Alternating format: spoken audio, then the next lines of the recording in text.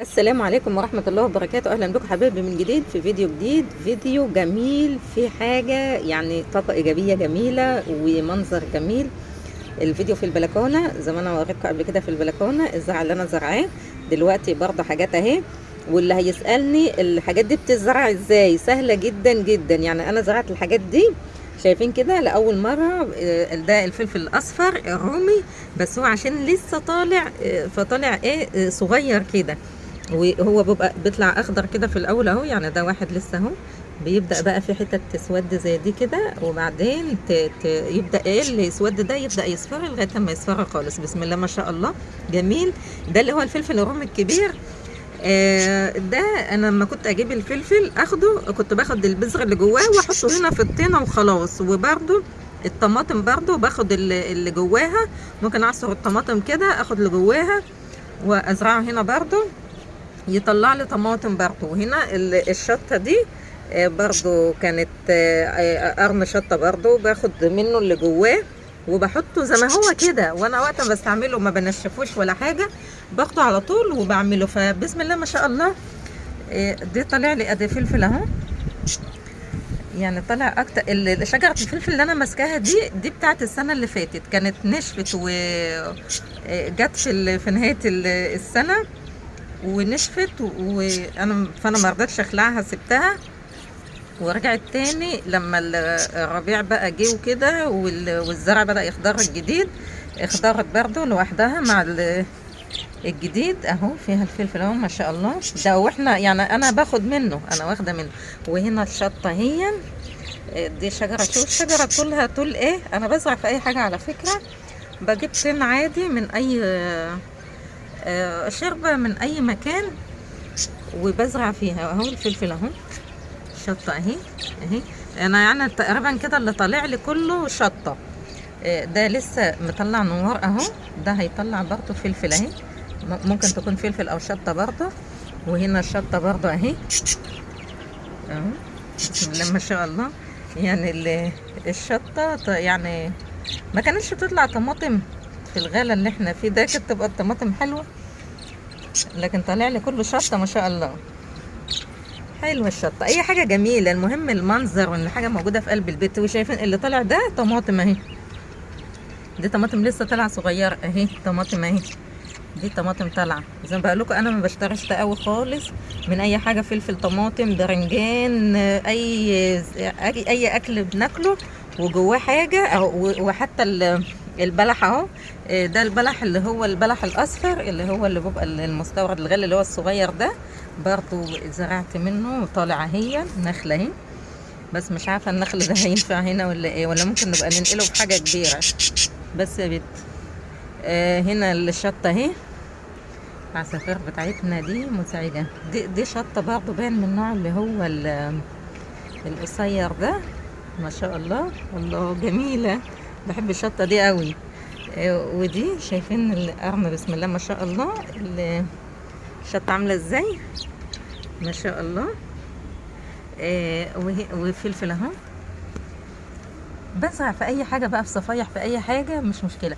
لما باجي اروي الزرع بتاعي بقى بكون مثلا بغسل الرز. طبعا كل يوم بطبخ رز، فكل يوم بغسل الرز بصفي الميه في طبق بلاستيك وبطلع اسقي الزرع بتاعي. وبرضو بسلق مكرونه، بصفي ميه المكرونه برضو في طبق. وممكن ازوده ميه واطلع تاني برضو اسقي بيه الزرع في البلكونه. بيغذيه برضو. ممكن عندي عصير وفايض مني مثلا ومحدش عايز يشربه او طعمه بقى مش حلو ولا كده، برضو ممكن نطلع اسقي بيه الزرع بيغذيه برضو.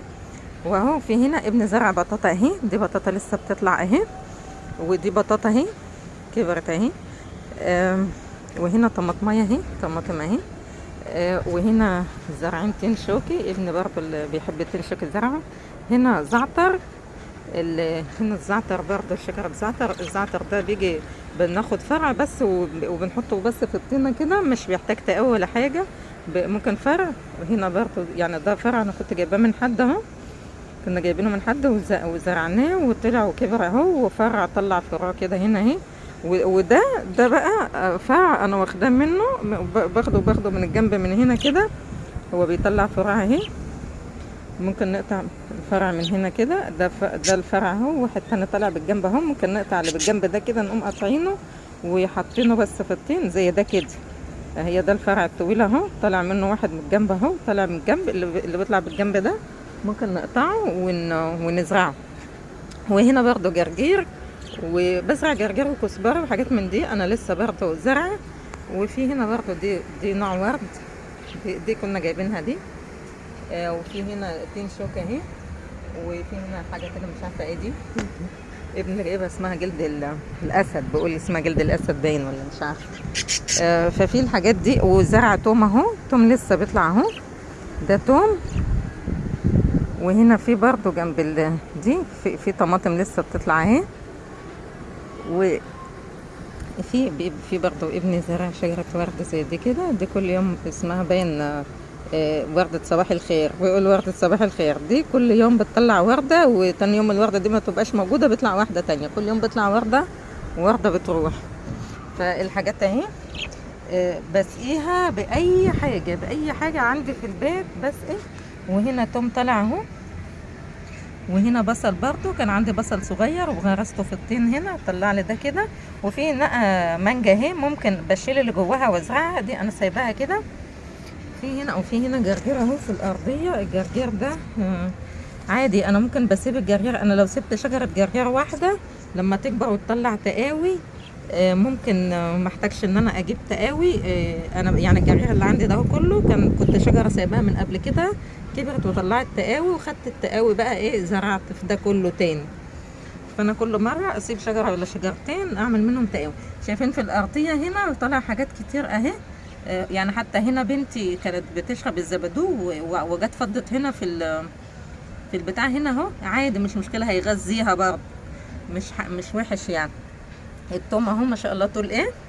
وانا زارعه برضه فول، بس مش عارفه، كنت السنه اللي فاتت زرعت فول وطلع لي شجره فول وطلعت فعلا فول. فالسنه دي زرعت فول برضه، مش عارفه لسه ما شايفه له اي زهور يعني. وهنا طماطم اهي، وفلفل اهي، دي فلفل دي طماطم. وهنا برضو طماطم اهي. والثوم برضو بالزرع، بجيب فص الثوم بس واقوم حاطاه كده اهو بيطلع. هنا ايه ده ابن زرع سوداني زرع سوداني، انا بقول ده ايه، زرع سوداني هنا مغطيها كده اهي. هنا برضو كان عندي، بص احنا عندنا الاول عندنا ساقية مجموعة دي بتروي الاراضي من جنبنا هنا اهي. حلوة، هي عامله لنا ازعاج بس حلوة، الواحد بيحب يشوف شكلها. هنا زرع الثوم اهو، ما شاء الله الثوم بقى طول ايه. وهنا حاطه بصل اهو. ف جنب البصل حاجه طالعه، في حاجه طالعه جنب، في فول اهي، فول طلعت اهي، فول اهي. وفي حاجه تانية طالعه هنا اهي، مش عارفه لسه صغيره. الثوم اهو. دي بقى كانت قلة القديمه عندي ومسكتها، كسرت الحته اللي فوق اللي هي دي اهي.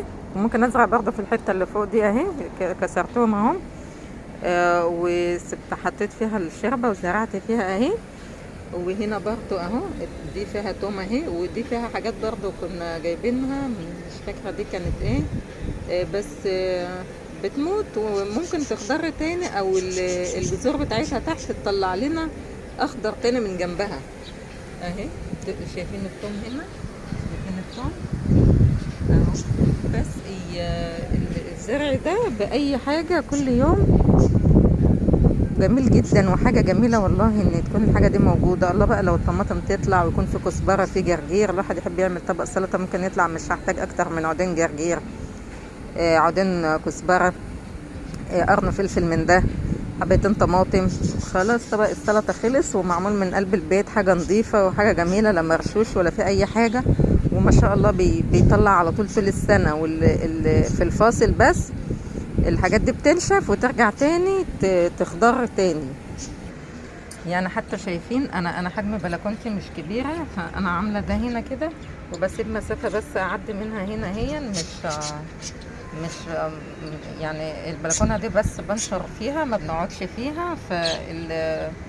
الزرع شايفين عامل ازاي، فما شاء الله جميله وحاجه حلوه قوي، يعني ان هي تكون موجوده في البيت. والله جميله يعني، احتاج اي حاجه منها الاقيها موجوده اهي. فالفكره جميله، يا ريت تشوفوا الفكره، ولو عجبتكم تعملوها، مش هتخسروا حاجه. بتزرعوا في اي حاجه عندكم اطباق بلاستيك قديمه، عندكم جراد المكان جبنه، جراد المكان نوتيلا، اي حاجه بتزرعوا فيها. جميله جميله، يعني النتيجه هتخليكم تحبوا الزراعه، وان انتوا تخضروا البلكونه وتخلوها بالشكل الجميل ده. وخلاص كده فيديو النهارده خلص، يا رب يعجبكم، واستنوني فيديوهات تانية كتير، وسلام.